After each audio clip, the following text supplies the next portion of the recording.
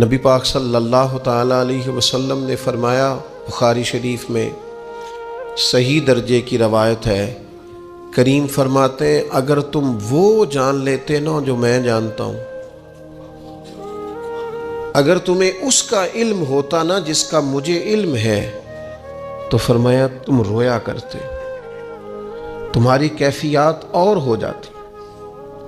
بعض اوقات کچھ لوگ غیر سنجیدگی کا مظاہرہ کرتے ہیں، ہنستے ہیں، شغل بناتے ہیں، بہت سارے کام ایسے ہیں، بہت سارے فیوز و برکات ایسے ہیں جو انہیں ملنے ہوتے ہیں، نہیں مل پاتے، تو وہ غیر سنجیدگی طبیعت کی، لہجے کی غیر سنجیدگی، ان سے وہ فیوز و برکات اٹھا لیتی۔ میں دوستوں سے کہتا ہوں، آپ کسی جگہ محفل میں جاتے ہیں، آپ کسی دینی اجتماع میں جاتے ہیں، لیکن رستے میں اگر آپ شغل کرتے ہوئے جا رہے ہیں، ہنستے ہوئے جا رہے ہیں، آپ نے کیا فائدہ حاصل کیا؟ آپ جہاں بھی جا رہے ہیں، موبائل آپ کا آن ہے، موبائل دیکھ رہے ہیں، موبائل چلا رہے ہیں، موبائل ہی چل رہا ہے، تو آپ نے کیا سنجیدگی حاصل کی؟ پایا کیا؟ ہر کام صرف موبائل کے سٹیٹس کے لیے کیا ہے؟ تم اگر وہ جان لیتے جو میں جانتا ہوں۔ اصحاب صفا کے پاس قرآن مجید کی کوئی آیت تلاوت کی گئی تو وہ رونے لگے، صحابہ رو پڑتے تھے، اللہ کے خوف سے، خشیت سے رو پڑتے تھے۔ کوئی آیت تلاوت کی گئی، اصحاب صفا رو پڑے، ان کو روتا دیکھ کر حضور بھی آئے اور اللہ کے رسول کی آنکھوں میں بھی آنسو آئے، اور پھر اللہ کے حبیب علیہ السلام نے اس عمل کا اظہار فرمایا۔ حضور فرمانے لگے، جو آنکھیں رب کے خوف سے آنسو بہاتی ہیں نا، ان کو اللہ پھر دوزخ پر حرام کر دیتا ہے، پھر وہ جہنم میں نہیں جایا کرتا، وہ اللہ کے خوف سے چھلک پڑی، جذبات ابل کر باہر آ گئے۔ سعادت مند لوگ ہوتے ہیں، سعادت مند۔ نبی پاک علیہ السلام نے فرمایا، ترمذی میں موجود ہے، حضور فرماتے ہیں 3 باتیں خوش بختی کی علامت ہیں۔ یا رسول اللہ صلی اللہ تعالی علیہ وسلم کون سی؟ تو ایک تو حضور نے فرمایا اللہ سے ڈرو، اور دوسرا فرمایا بلا وجہ اپنے گھر سے نہ نکلو، اور تیسرا فرمایا اپنے گناہوں پر رویا کرو۔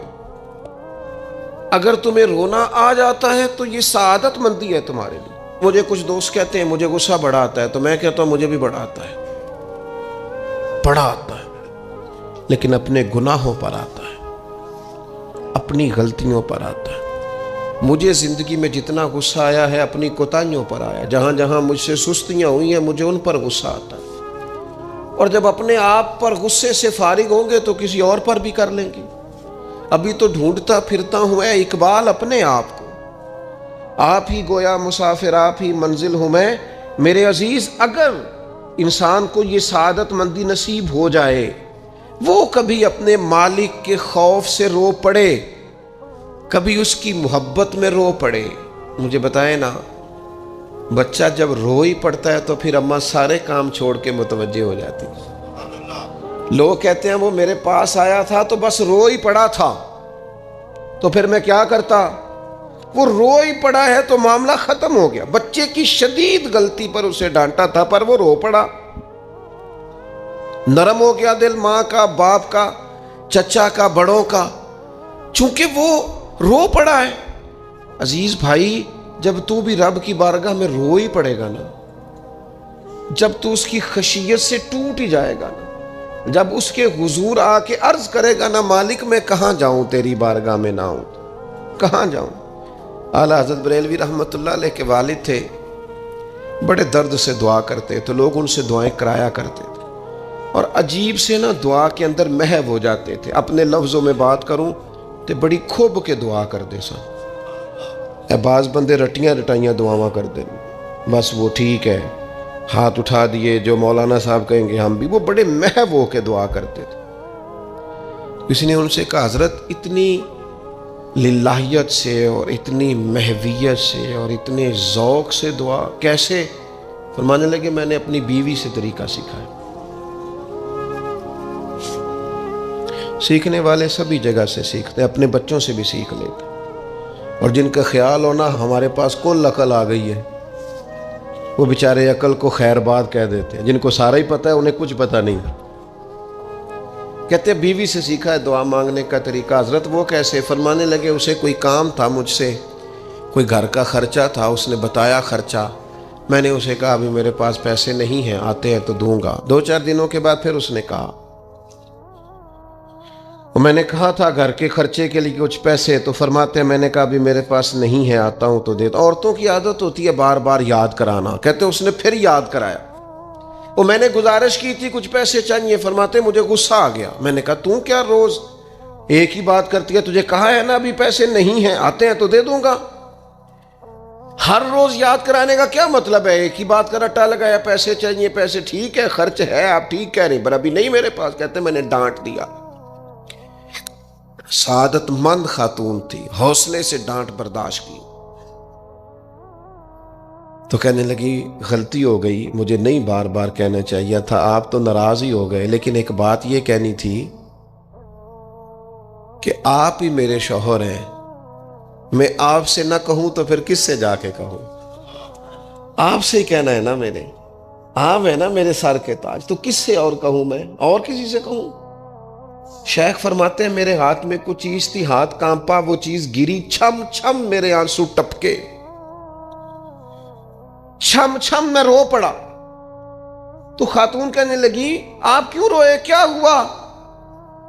تو فرمانے لگے مجھے تو رب سے مانگنے کا طریقہ تو نہیں سکھا دیا، جب میں اس کی بارگاہ میں عرض کروں گا نا مالک بڑے دروازوں پہ گیا ہوں کوئی نہیں میری سنتا، بڑے درد کے ساتھ میں نے کہا ہے پر فریاد کو کوئی نہیں پہنچا، اے اللہ تو ہی میرا رب ہے، پھر تجھے نہ کہوں تو کس کی بارگاہ میں جا کے کہوں؟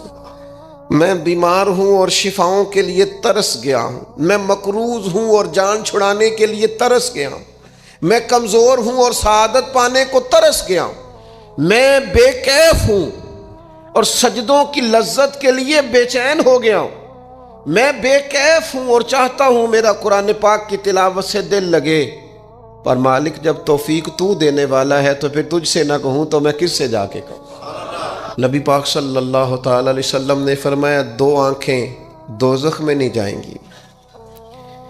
یا رسول اللہ صلی اللہ علیہ وسلم اتنا کرم، وہ 2 آنکھیں کون سی ہیں؟ فرمایا ایک وہ جو اللہ کی راہ میں رات جاگتی رہی، کسی سرحد پر پہرا دیا، کوئی ڈیوٹی کی، کوئی خدمت کی، راہ خدا میں جو آنکھیں بیدار رہی راہ خدا میں، دوزخ میں نہیں جائیں گی۔ اور دوسرا فرمایا جو رب کی یاد میں رو پڑی، جس سے خشیت آئی، جو ڈر گیا، پر ڈرا اللہ کے لیے، آنسو فار سیل نہ ہو، کوئی اداکاری کا ماحول نہ بنائے، وہ اس طرح نہ ہو رو رو کے دعا، رکت انگیز دعا، اور فلاں کیا بات، فلاں کے بڑا رلایا اور فلاں میں بڑا درد تھا اور فلاں کے آنسو نکل آئے اور پیر صاحب قبلہ رو ہی پڑے، فار سیل نہ ہو چیزیں، اداکاری نہ ہو، اس کی طبیعت پر پورا اثر ہو۔ اور جب خشیت کے ساتھ وجود کانپتا ہے، وہ کسی نے کہا تھا کہ آنسو قربت کا سبب ہوتے ہیں، جب آپ کی روح کسی کی روح سے ملتی ہے تب آنسو نکلتے ہیں۔ جب تو اللہ سے پورا جڑ جاتا ہے نا، جب رسول کائنات کی بارگاہ سے تیری پوری توجہ لگ جاتی ہے، پھر آنسو بن کر دل تے پار پوے جس ویلے ادو پار بناون اکھیاں، تے بے درداں محبوباں دے سارے ناز اٹھاون اکھیاں۔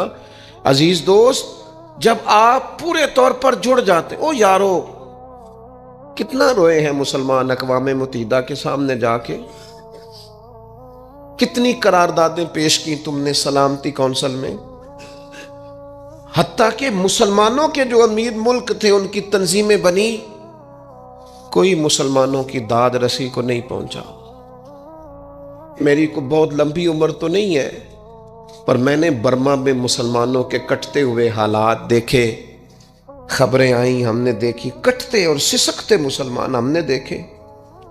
ہم نے دیکھا لیبیا پہ حملہ ہوا اور ٹوٹ گیا سارا ملک۔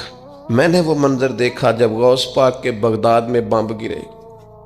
ہم نے وہ دور دیکھا جب کسی نے خبر دی کہ کربلا میں پھر سے کربلا برپا ہے۔ ہم نے وہ منظر دیکھا جب پتا چلا کہ پھر سے مولا علی کے نجف اشرف کو اجاڑا جا رہا ہے۔ ہم نے وہ سارے منظر بار بار دیکھے، بار بار سنے، اور اب تو شرم آتی ہے میرا دل کرتا ہے میں فلسطین کا نام نہ لیا کروں، شرم آتی۔ یہ کوئی ہماری تقریروں کے موضوع ہیں؟ یہ کوئی ہمارے کالم لکھنے کے عنوان ہیں؟ یہ کوئی ہمارے موبائل پہ لگانے کے سٹیٹس ہیں؟ یہ تو شرم سے مر جانے کا مقام ہے۔ یہ کوئی گردنیں اٹھا کے بات کرنے والی بات ہے؟ یہ موبائل پہ ایک دوسرے کو ویڈیو دکھانے کا منظر ہے؟ رمضانوں میں شاموں میں اپنے اپنے بچوں کو سینوں سے لگا کے افطاریاں کرانے والوں اور بچوں سے پوچھنے والوں کہ پتر تو کی کھانا ہے، اس سے پوچھ لے اس کی مرضی کیا ہے۔ تمہیں پتہ ہے فلسطین کی بیٹیاں بھی سیدہ خدیجۃ الکبریٰ کی بیٹیاں ہیں، وہ مومنوں کی مائیں ہیں تو ان کی بھی تو مائیں ہیں نا۔ فلسطین کی بہنیں بھی صبح قیامت حضرت فاطمہ کے پلو میں پناہ لیں گی۔ نبی پاک صلی اللہ تعالی علیہ وسلم نے فرمایا من اذا مسلمن فقد اذانی۔ میں کیسے وہ بات آپ کے دلوں تک اتاروں کہ حضور نے فرمایا جب میرے مسلمان کو تکلیف ہوتی ہے تو مجھے تکلیف ہوتی ہے، مجھے درد ہوتا ہے۔ اس رسول کی امت جو کافروں کی رسیاں زور سے باندھی جائیں تو حضور فرمائیں ڈھیلی کر دو، یہ ہائے ہائے کرتے ہیں تو مجھے نیند نہیں آتی۔ اگر بدر میں قیدی بنا کے لایا گیا کافر ہائے ہائے کرے تو حضور کو نیند نہیں آتی، تو مجھے بتاؤ کہ فلسطین کی بیٹیاں ہائے ہائے کرتی ہیں تو گنبد خضرا میں محبوب کو آرام ہے؟ میرے عزیز، بے حسی کی زندگی، چھوٹے موٹے بیانات، تو بھی کہہ دے تھوڑا سا فلانے کا بیان نہیں آیا، کیا کرنا ہے بیان دے کے، کیا بات کرنی ہے تذکرہ کر کے؟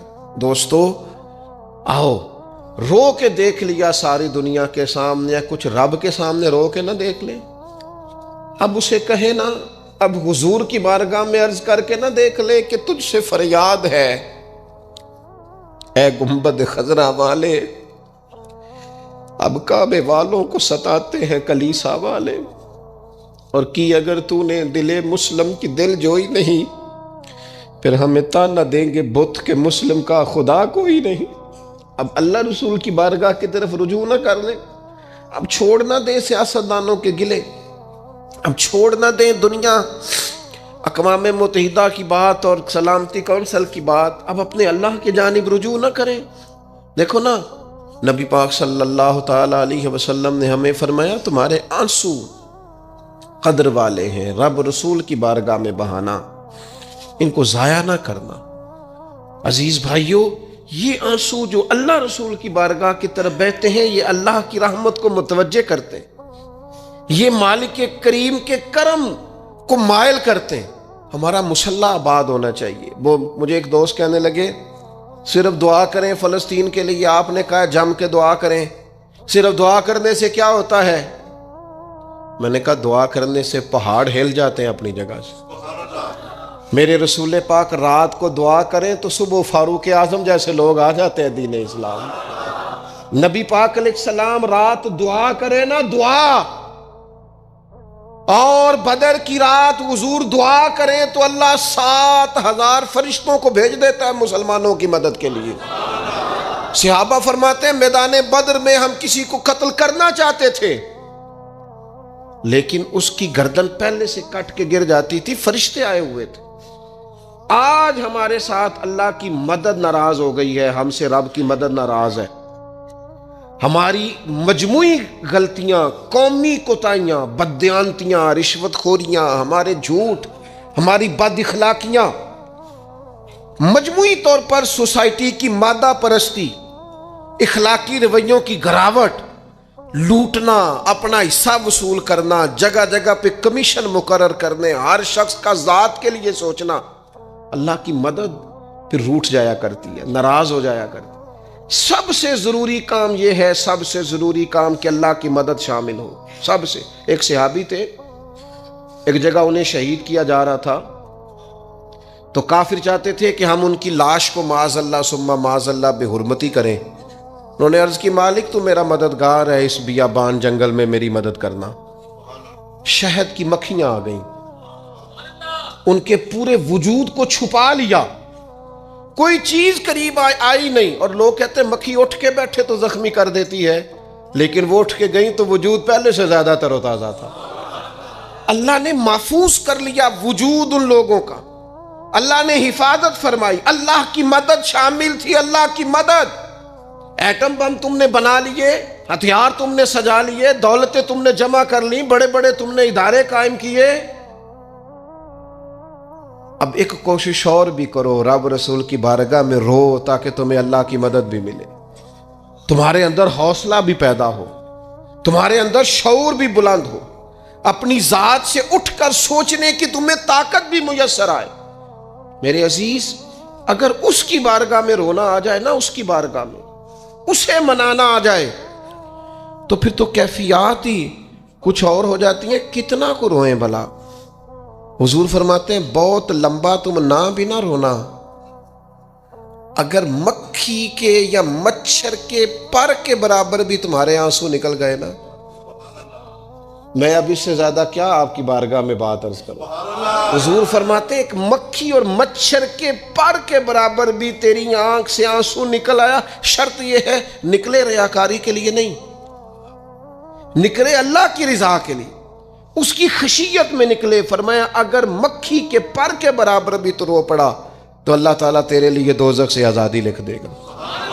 اور نبی پاک صلی اللہ تعالیٰ علیہ وسلم نے بیان فرمایا ہے، حضور فرماتے جو اللہ کے خوف سے رو پڑے نا، جس طرح بھینس بکری گائیں کے تھنوں سے نکلا ہوا دودھ دوبارہ تھنوں میں نہیں نہ جاتا، اسی طرح جو رب کی یاد میں رو پڑے وہ دوزخ میں نہیں جاتا۔ یہ مثال دیکھیں کیسی دی حضور نے سمجھانے کی۔ اگر کبھی رونا آئے اس کے لیے تنہائی کا انتخاب کریں، مجمع میں نہیں۔ ایک بندے کو حضرت عمر نے مجمع میں روتا دیکھا تو فرمایا یہ کام تو اکیلے میں کرتا، تیرے لیے برکت والا ہوتا، تیرے آنسو نکلے، تیرے رخساروں پہ بہیں۔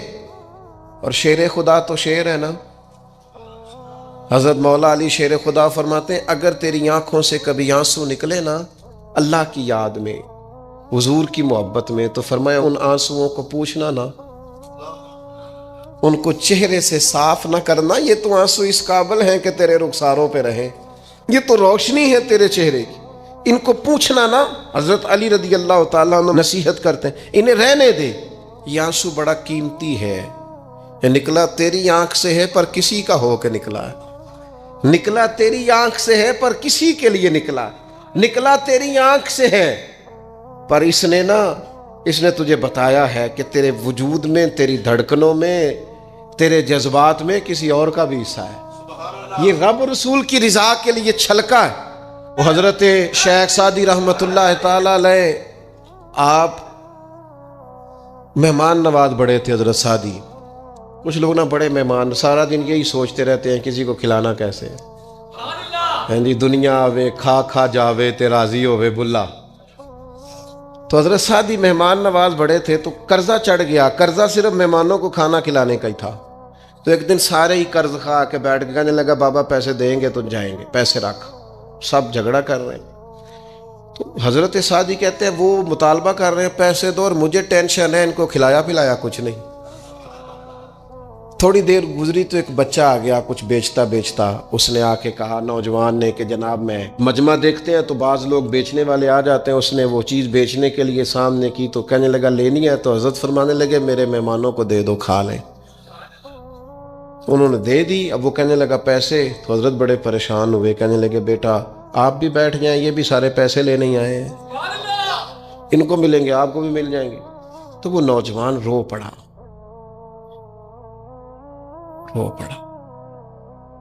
کہنے لگا حضرت صاحب میں تو یتیم ہوں، بہنیں اور ماں انتظار کر رہی ہیں۔ حضرت بڑے پریشان ہو، یہ کیا ہو گیا؟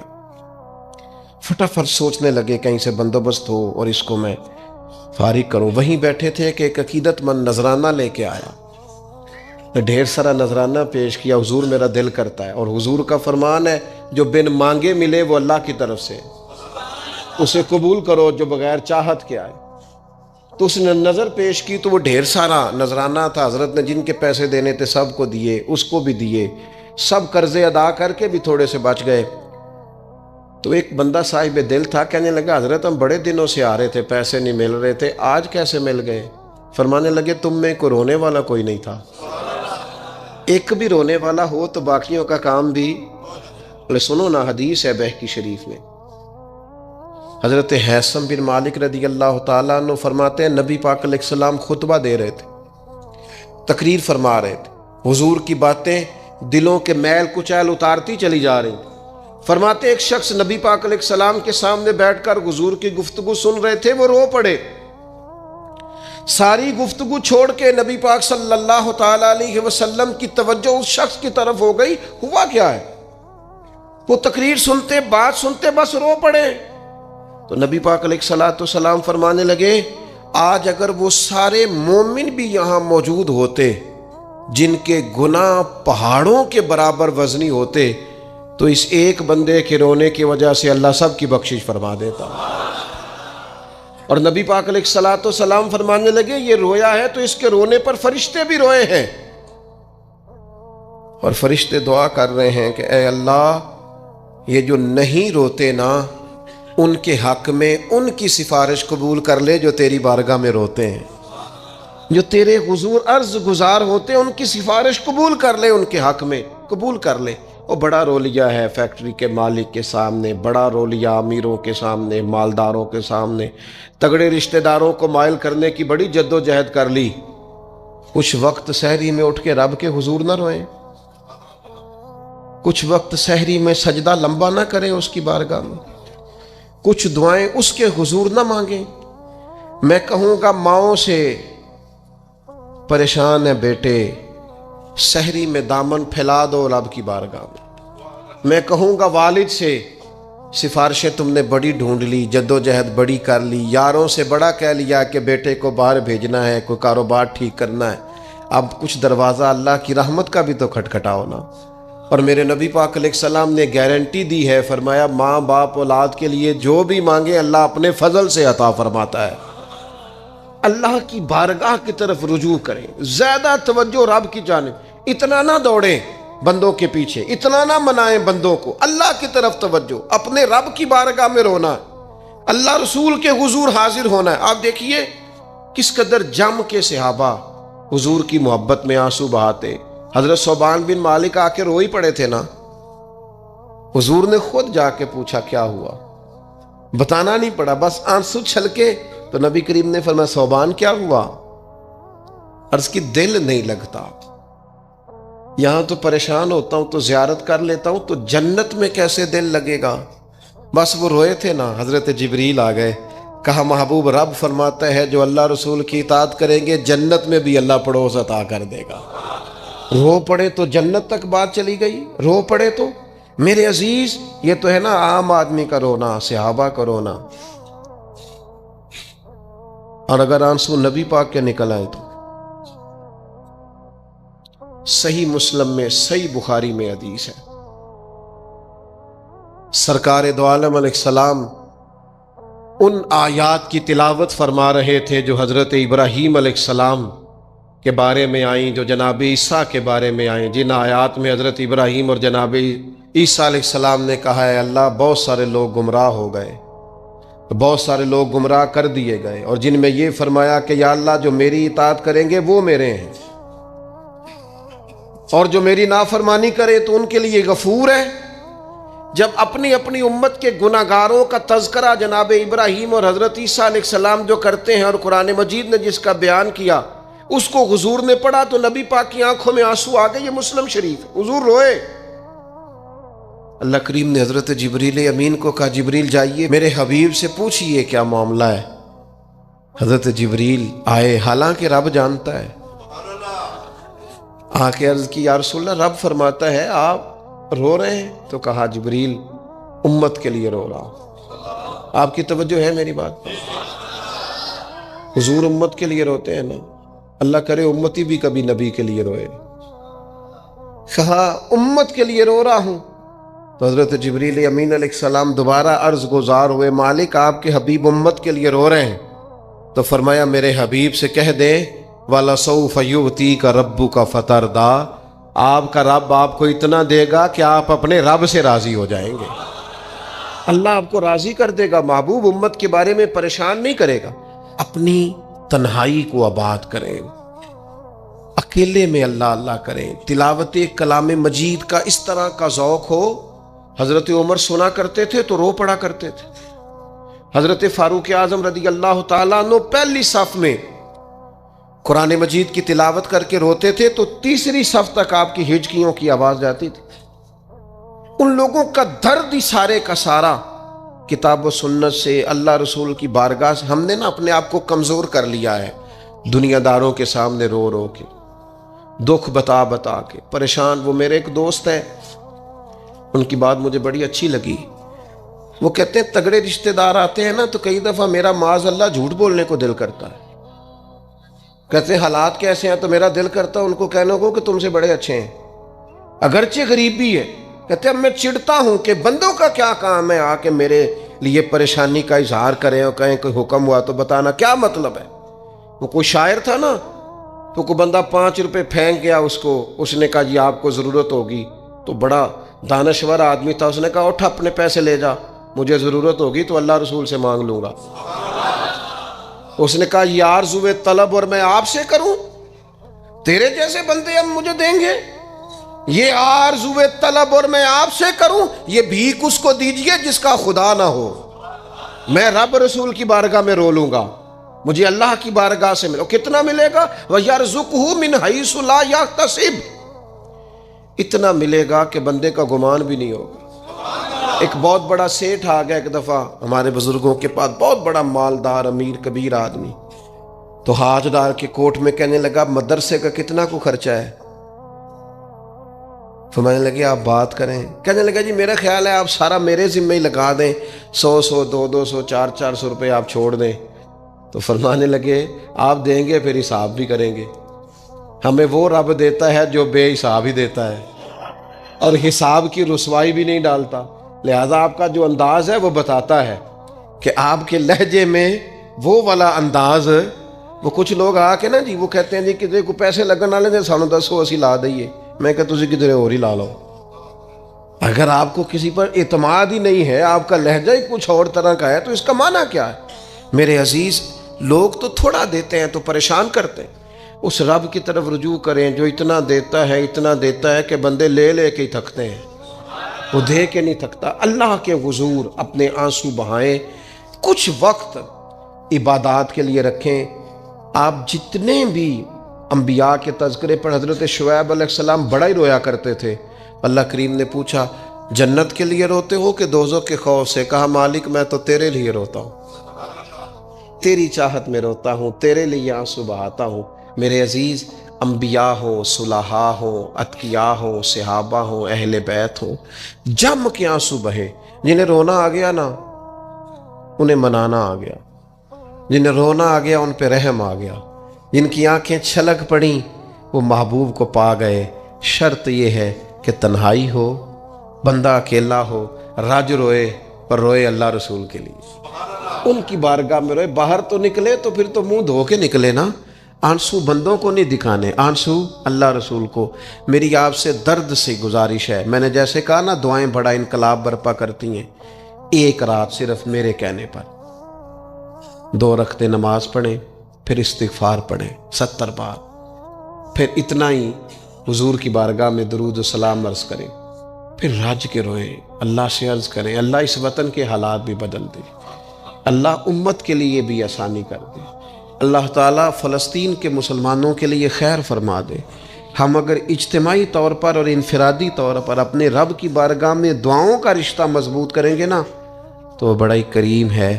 جب اتنے سارے لوگوں کے ہاتھ اٹھتے ہیں نا، میں یہاں بھی کئی دفعہ لمبی دعا کرتا ہوں جمعے کے بعد، سوچتا یہ ہوں اتنا بڑا مجمع ہے، ہزاروں لوگ ہیں، تو ہو سکتا ہے کسی ایک نیک آدمی کی آمین سے کئیوں کا بھلا ہو جائے، کئیوں کے۔ تو جم کے دعائیں کریں، اپنا رشتہ اپنے رب سے مضبوط کریں۔ اقبال کہتے ہیں خیرت نے کہہ بھی دیا لا الہ الا اللہ تو کیا حاصل، دل و نگاہ اگر مسلمان نہیں، دل و نگاہ اگر دل و نگاہ، دل اور آنکھ، دل و نگاہ اگر مسلمان نہیں تو پھر کچھ بھی نہیں۔ دل سے پوچھ وہ مومن ہے کہ نہیں، تیری پیشانی تو اللہ کی بارگاہ میں جھکتی ہے، تیرا وجود تو جھکتا ہے، دل سے پوچھ اس کا کیا حال ہے۔ یہ تعصبات ان کو پھیلایا جاتا ہے، اس پر محنت کی جاتی ہے۔ ہم گروہ پرست ہوتے جا رہے ہیں معاذ اللہ حق پرست ہونے کی بجائے۔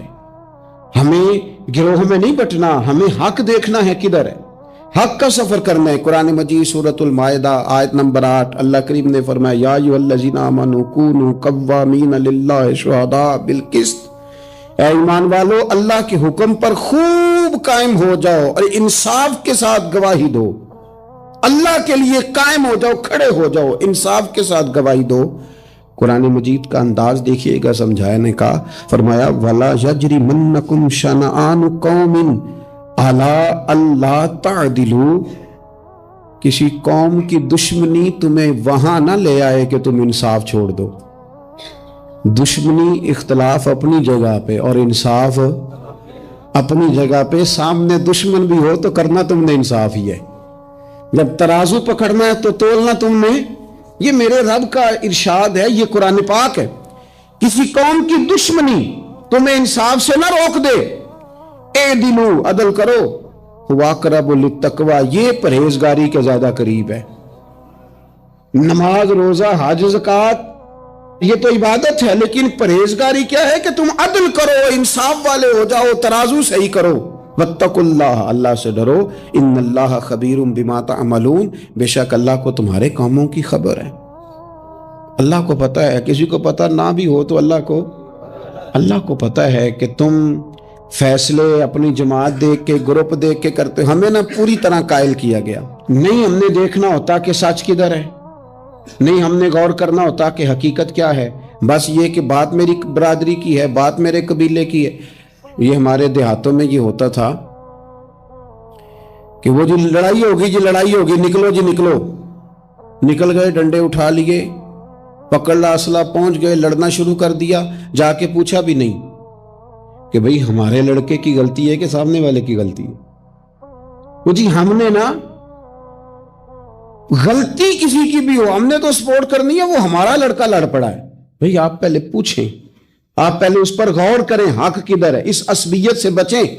نبی پاک صلی اللہ علیہ وسلم نے فرمایا جس نے کسی کو کسی گروہ کے نام پہ بلایا اس نے جاہلیت کے لیے بلایا ہے، وہ جاہلانہ لڑائی لڑ رہا ہے جو عصبیت پہ، گروپ پہ، برادری کے نام پر آگے نکلا ہوا۔ اب تو پیران عظام، مذہبی جماعتیں وہ کہتی ہیں صرف ہم ٹھیک ہیں، نہ کریں یار، آپ امت میں نئی امت تو نہ قائم کریں، ان کو رسول اللہ کا غلام بنائیں، ان کو آپ مختلف جگہوں پہ نہ تقسیم کریں، آپ اہل حق صحیح العقیدہ لوگ، خدا را اپنے ذہن کو بڑا کریں، وسعت سوچوں میں لائیں، گروہ بندی کی سوچ پیدا کرنا، سطحی سوچ پیدا کرنا۔ میں سوچوں کے لحاظ سے انقلابی لوگوں کے پاس اٹھتا بیٹھتا رہا ہوں تو بعض مثالیں بھی پنجاب کی مجھے تکلیف دیتی ہیں۔ ایک صاحب نے ایک دفعہ میرے سامنے کہہ دیا کہ برادری تو سپاں نوں بھی پیاری ہوندی۔ میں کہتا مطلب ہے سپاں والا کام ہے کیا؟ مطلب سطحی سوچ آپ نے پیدا کی ہوئی، ابھی بھی یہ رٹا ہے۔ یہ جو گروہی تعصبات ہیں نا، یہ تو بندے کو حق سے دور لے جاتے ہیں۔ گروہی تعصب، گروہ کا تعصب، یہ تو حق سے دور لے جاتا ہے۔ میرے عزیزو، تعصبات سے اوپر اٹھ کے دیکھیں، خیر اور جگہ پہ بھی ہیں۔ میں نے وہ لوگ بھی دیکھے ہیں جن کو اہل بندہ نظر آیا تو انہوں نے عہدہ ہی چھوڑ دیا۔ ہم اپنی ذات کے چنگل میں اتنا پھنس کے رہ گئے، مجھے پوچھا جائے، مجھے گنا جائے، میری بات کی جائے، آپ کچھ نہیں کر سکیں گے، اس لیے کہ آپ ذات کی جنگ لڑ رہے ہیں۔ آپ جب تک نظریات کی جنگ نہیں لڑتے، یہاں سے اوپر اٹھ کر بات نہیں کرتے، آپ کوئی کام نہیں کر سکتے، سوال ہی پیدا نہیں ہوتا، اس لیے کہ سوچ ہی چھوٹی ہو گئی۔ گروہی تعصبات سے نکل کر جب آپ کو حق آ جائے پھر اس کو قبول کریں، پھر نہ آپ کا منصب آپ کو روکے۔ حضرت ابی بن کعب رضی اللہ تعالیٰ عنہ نے امیر المومنین سیدنا فاروق اعظم پہ مقدمہ کر دیا تھا، عدالت تھی، جج تھے حضرت زید بن ثابت۔ حضرت عمر پہنچے، حضرت زید بن ثابت اٹھ کے کھڑے ہوئے، جگہ خالی کا، امیر المومنین بیٹھ جائیے۔ آپ فرمانے لگے زید یہ تم نے ناانصافی کی، ہم دونوں آئے تھے مقدمہ لے کے، یہاں تو دونوں کے لیے جگہ بناتے، تم نے ٹھیک نہیں کیا۔ پھر بات ذرا آگے بڑھی، حضرت ابی بن کعب نے مطالبہ کیا کہ حضرت عمر فلاں بات پہ قسم اٹھائیں، تو حضرت زید بن ثابت جاج تھے، کہنے لگے آپ امیر المومنین سے یہ مطالبہ کر رہے ہیں؟ تو حضرت عمر فاروق کہنے لگے زید آپ اس مقدمے کا فیصلہ کر لیں، اس کے بعد میں آپ کو فارغ کر دوں گا۔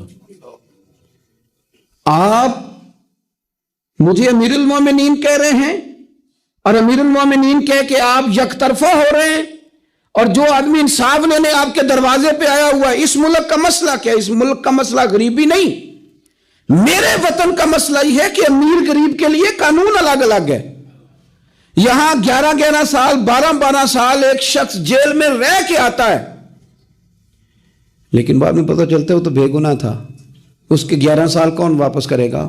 اس کے 20 سال زندگی کے جو سلاخوں کے پیچھے کٹ گئے کون واپس کرے گا؟ اور امیر آدمی وہ تو قبل از گرفتاری ضمانت کرا لیتا ہے، ان کے پاس تو بڑے بڑے ایشو ہیں، بڑے بڑے وکیل ہیں، بڑے بڑے ڈاکٹروں کی ان کے پاس رپورٹیں ہیں، وہ تو سارا کچھ کر سکتے ہیں، کوئی ہے ہی نہیں ان کو روکنے والا۔ میرے عزیزو آپ سمجھے میری بات کو، حضرت عمر فاروق فرمانے لگے یہ فیصلہ کر لیں، اس لیے کہ حضرت عمر اگر صرف اپنا سوچتے تو نظریہ نہیں بچتا تھا۔ جناب عمر رضی اللہ تعالیٰ عنہ نے نا صرف اپنا نہیں سوچا، انہوں نے کہا کہ سچ کو فروغ دیا جائے، ذات سے نکلا جائے۔ آپ فرمانے لگے تو نا عمر کو کسی اونچی اڑان میں مبتلا نہ کر، عمر کو پتا ہے عمر کیا ہے، اسے وہ دور یاد ہے جب وہ اونٹ چرایا کرتا تھا، لہذا میرے لیے وہی فیصلہ کر جو فیصلہ کرنے کا طریقہ قرآن و سنت نے ہمیں عطا فرمایا ہے۔ آپ نکلیں ذرا ذات پات کے چنگل سے، یہ جو بت پال لیے نا، اقبال کہتے ہیں اگرچہ بت ہے جماعت کی آستینوں میں، جماعتوں کے بت تو نہ بناؤ، تنظیموں کو بت تو نہ بناؤ، آپ برادری کو بت تو نہ بناؤ، آپ رنگ نسل کو بت تو نہ بناؤ، اگرچہ بت ہیں جماعت کی آستینوں میں، پر مجھے ہے حکم اذاں لا الہ الا اللہ، یہ ٹوٹ جائیں گے لا الہ الا اللہ کی ضرب سے۔ وسیع الظرف، وسیع المزاج بنے، وسیع المشرب بنے۔ آپ کبھی بھی سوچوں کو اتنا محدود نہ کریں کہ آپ کسی ایک ابہام کا شکار ہو کے ہی ساری زندگی گزار دیں۔ کیا مسئلہ تھا عرب کے لوگوں کو؟ مسئلہ کیا تھا؟ صرف اتنا،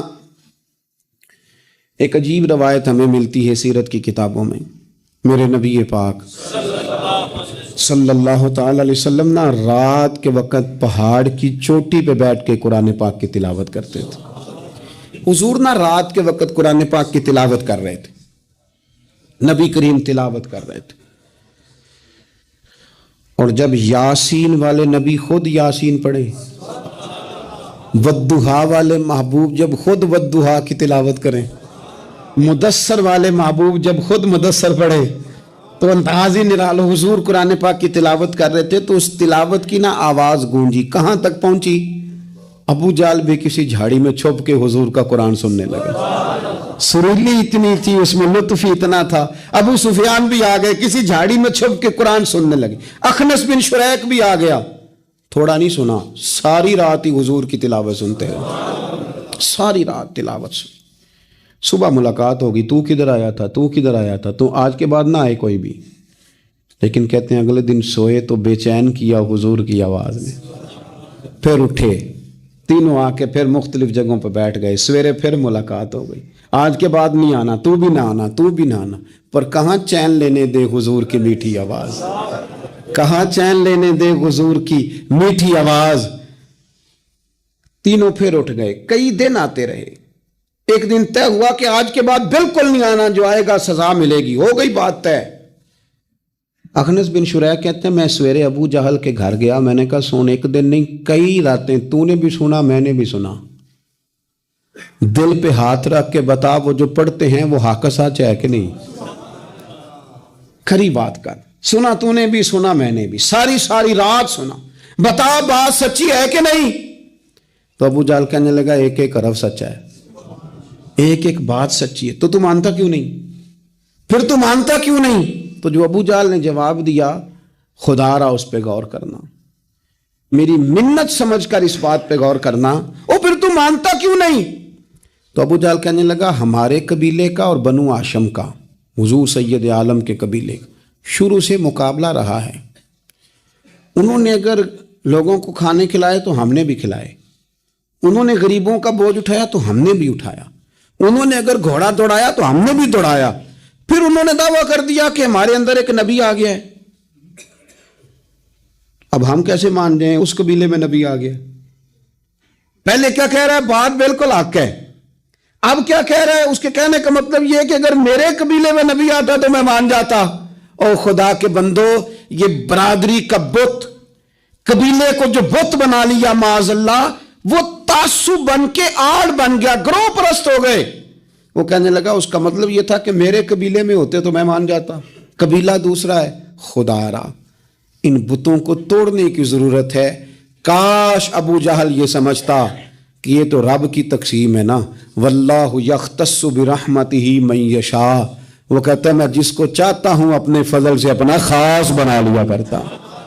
لیکن یہ گروہی تعصبات، قرآن مجید آپ دیکھیں نا تو یہودیوں کے بارے میں اللہ فرماتے ہیں چونکہ تورات میں بھی حضور کی شانیں، زبور میں بھی حضور کی شانیں، انجیل میں بھی حضور کی شانیں، ہر جگہ اللہ نے اپنے حبیب کے تذکرے کیے. رب کریم فرماتا ہے محبوب یہ جو یہودی ہیں نا، یعرفونہ کما یعرفون ابناءہم. قرآن مجید کے الفاظ پہ غور کیجئے. کہا محبوب یہ آپ کو اس طرح جانتے ہیں، اس طرح پہچانتے ہیں جس طرح کوئی اپنے بیٹے کو پہچانتا ہے. جڑواں بچے ہوں نا، جڑواں شکلیں بھی ایک جیسی ہوں تو اور کوئی پہچانے نہ پہچانے، باپ اور ماں پہچانتے ہیں کہ یہ فلانا ہے، اور یہ ان کو پتہ چلتا ہے. کہا محبوب جس طرح یہ اپنے بچوں کو پہچانتے ہیں نا، اس طرح آپ کو جانتے ہیں. لیکن وہ کہتے پتہ کیا تھے؟ وہ کہتے تھے کہ ہم وہ والی وحی مانیں گے جو ہم پہ آئی ہے، جو بنی اسرائیل کے نبی آئے ان کو مانیں گے. یہ چونکہ حضرت اسماعیل علیہ السلام کی اولاد میں سے ہیں رسول رحمت صلی اللہ علیہ وسلم، لہٰذا نہیں مانیں گے. وہ جو گروہی تعصب تھا نا، قبیلے کا تعصب گروہی، وہ لے ڈوبا. وہ تورات پڑھ کے بھی، انجیل پڑھ کے بھی، بلکہ وہ لوگوں کو کہا کرتے تھے رسول آنے والے ہیں، رسول آنے والے ہیں، رسول آنے والے ہیں. لیکن حضور آ گئے حضرت ابراہیم کی اولاد میں سے، حضرت اسماعیل کی اولاد میں سے. انہوں نے کہا جی وہ تو ہمارے قبیلے میں ہوتے تو ہم مانتے. میں نے بھی غور کرنا ہے، آپ نے بھی غور کرنا ہے. یہ سوچیں تو یہودیوں کی ہیں کہ فلانا میرے قبیلے سے ہو تو پھر مانتا ہوں، فلانا فلانی جگہ ہو تو. یہ تو سوچ ہماری نہیں، ہمارے اندر کیسے آ گئی؟ ہم نے کس دبدبے سے اپنے بچوں کو یہ بات سکھائی کہ تو فلانے چودھری کا بیٹا اور فلانے کمی کے بیٹے سے تو کھیل رہا ہے؟ یہ سوچ پیدا کیسے ہوئی؟ کون تھا جو یہ سوچیں لایا؟ کہاں سے یہ پنپی، کہاں آ کے پروان چڑھی؟ اس بنیاد پر لوگوں نے الیکشن لڑے کہ یہ پنجابی ہے، یہ سندھی ہے، یہ بلوچی ہے، یہ فلانا ہے. اس بنیاد پر لوگوں کو تقسیم کیا، اور لوگ اتنے مائل ہوئے کہ ان بنیادوں پر ووٹ دینے لگے، ان نعروں کے قائل ہو گئے، ان سطحی بنیادوں پر آ کے انہوں نے کام کیا. دیکھیں میں کہہ چکا ہوں کہ ہر قوم کے رسم و رواج سے اختلاف نہیں، لیکن وہ قوم تعصب کا شکار اور اپنے علاوہ کسی کو جانے ہی نہ.